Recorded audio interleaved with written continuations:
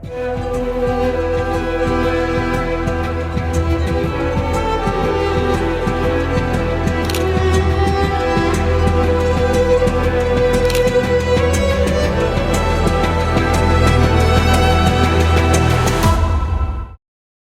ini keikutsertaan Indonesia dalam Board of Peace bentukan Presiden Trump banyak yang mempermasalahkan. Memang isunya adalah apakah kita harus tetap berada dalam Board of Peace, mengingat kita sudah menjadi anggota dari Board of Peace berdasarkan pasal 11 Piagam BOP, atau sudah waktunya untuk kita keluar. Saya sendiri berpendapat bahwa kita sebaiknya keluar dari Board of Peace karena 3 hal.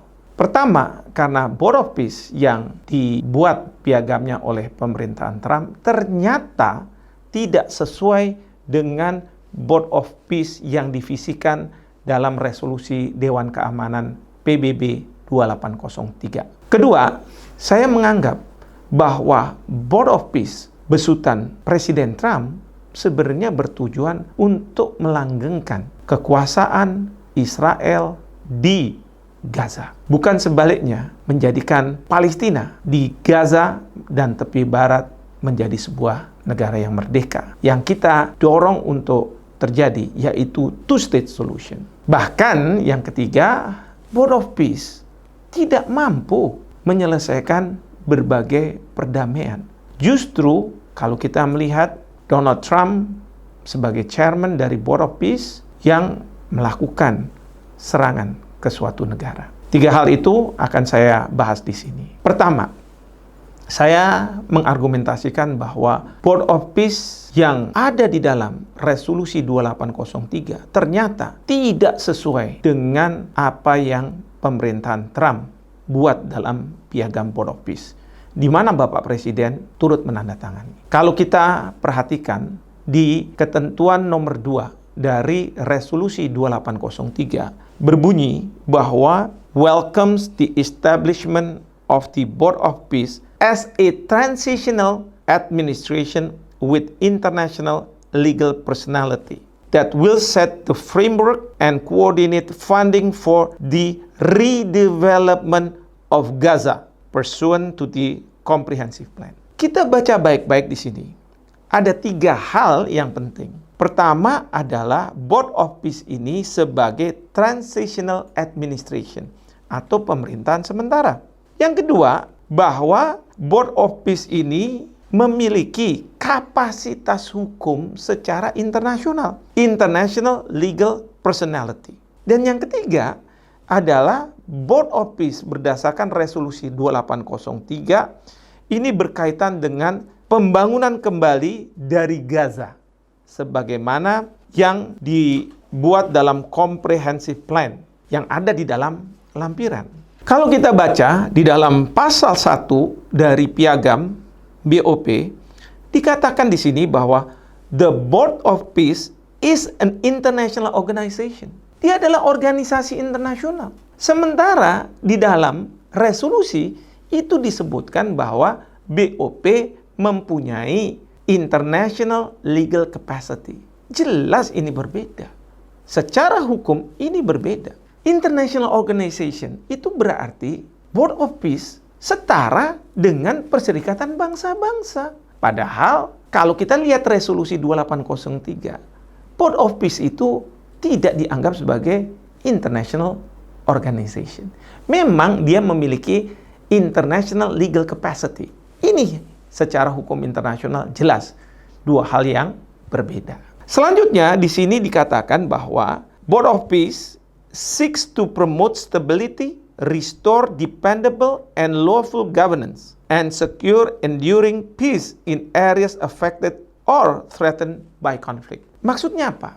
Maksudnya adalah BOP ini akan mempromosikan stabilitas, kemudian juga restore dari dependable and lawful governance, dan securing, menjaga terjadinya perdamaian yang abadi di area-area yang terdampak atau terancam oleh konflik. Kalau kita lihat di sini, nggak ada cerita tentang Gaza.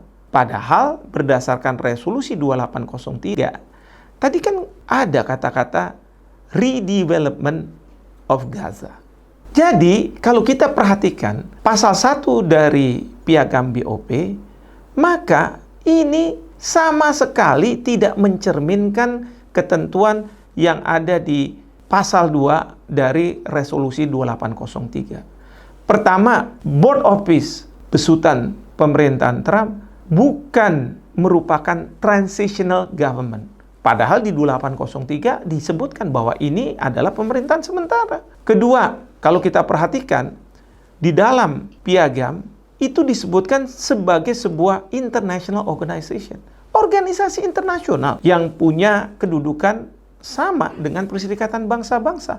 Padahal dalam resolusi 2803 menyebutkan BOP ini mempunyai kapasitas bertindak menurut hukum dalam konteks hukum internasional, yaitu International Legal Capacity. Dan terakhir, BOP dalam piagam tidak menyebut Gaza, tapi area-area, wilayah-wilayah yang terdampak konflik atau terancam konflik. Berarti bisa di mana saja. Sementara kalau dalam resolusi 2803 jelas di situ disebutkan bahwa dalam konteks redevelopment of Gaza. Oleh karena itu, yang kedua menjadi pertanyaan bagi saya, apakah benar BOP yang dibuat piagamnya oleh pemerintahan Trump adalah untuk pembangunan di Gaza? Saya katakan tidak, karena kalau saya melihat BOP ini justru melanggengkan keinginan Israel untuk menguasai Gaza. Kenapa saya mengatakan seperti itu? Kalau kita lihat di dalam konteks BOP berdasarkan resolusi 2803, sebenarnya baik Israel maupun Palestina itu mungkin tidak bisa menjadi anggota. Karena BOP ini harusnya diisi oleh mereka-mereka yang bukan Israel maupun Palestina. Karena pemerintahan sementara, transitional administration. Tetapi di BOP kita tahu, selain negara-negara yang menandatangani piagam BOP ini di Davos, juga ada Israel. Setelah kemudian hari di Davos penandatanganan, menjadi anggota. Nah, bagaimana mungkin kalau Israel menjadi anggota, sementara Palestina tidak? Katakanlah kepentingan Palestina dititipkan kepada negara-negara Islam atau berpenduduk Islam, termasuk Indonesia. Menjadi pertanyaan bagi saya, ketika Israel mengatakan bahwa dalam BOP ini akan ada perdamaian, tapi oleh Netanyahu dikatakan tidak akan ada negara Palestina merdeka di atas Gaza. Dan negara-negara Islam atau yang berpenduduk Islam mengatakan, enggak, ini harus ada two-state solution. Sementara dalam piagam kita tahu bahwa Presiden Trump sebagai chairman, kedudukannya lebih tinggi dari kepala negara, kepala pemerintahan. Apakah dia akan mendengar apa yang disuarakan oleh negara-negara Islam maupun negara yang berpenduduk Islam? Atau dia lebih mendengarkan apa yang diinginkan oleh Israel? Saya menganggap bahwa justru apa yang didengarkan adalah yang dikendaki oleh Israel. Dan kita tahu pada waktu BOP ditandatangani piagamnya, setelah penandatanganan itu menantu Trump, Jared Kushner, memaparkan tentang 10 tahun dari sekarang, Gaza akan dibuat sebagai Dubai. Apartemen mewah, rumah-rumah yang luar biasa bagus, dan resort yang akan dibuat. Pertanyaan saya, apakah 10 tahun yang akan datang, rakyat Palestina bisa datang kemudian bisa membeli rumah-rumah tersebut, bisa menyewa? Kalau mereka tidak bisa, lalu akan ditawarkan ke siapa? Siapa saja. Mungkin yang akan membeli adalah warga Israel. Kalau warga Israel tidak punya uang, mereka akan disubsidi oleh pemerintah Israel. Dan perlu diingat bahwa beberapa waktu yang lalu, Parlemen Israel sudah mengeluarkan satu undang-undang yang ini berlaku di tepi barat, wilayah yang menjadi cagar bagi rakyat Palestina, tanahnya hanya bisa dimiliki oleh rakyat Palestina, itu bisa dibeli oleh warga Israel. Artinya dengan cara seperti ini, tepi barat lama-kelamaan warga Palestina akan hilang. Karena dia mungkin butuh uang untuk kehidupan sehari-hari dan akhirnya menjual tanahnya. Pertanyaan saya, apa yang mencegah pemerintah Israel 10 tahun yang akan datang tidak membuat undang-undang yang sama untuk di Gaza. Oleh karena itu, saya menganggap bahwa BOP ini adalah keinginan juga dari Israel.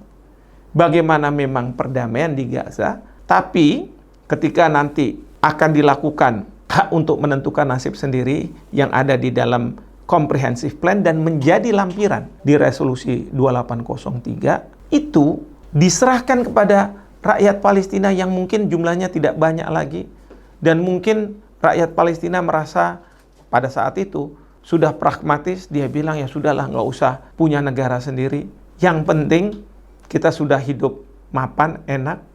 Jadi kalau misalnya ada jajak pendapat, saya yakin pasti mereka akan mengatakan kita tidak mau mempunyai negara sendiri, tapi kita cukup ada di negara Israel karena semua kebutuhan bisa terpenuhi. Dalam konteks demikian, saya menganggap kalau kita ada di BOP, ini berarti mengkhianati paragraf pertama dari pembukaan Undang-Undang Dasar kita yang mengatakan bahwa yang namanya penjajahan itu harus dihapuskan di muka bumi.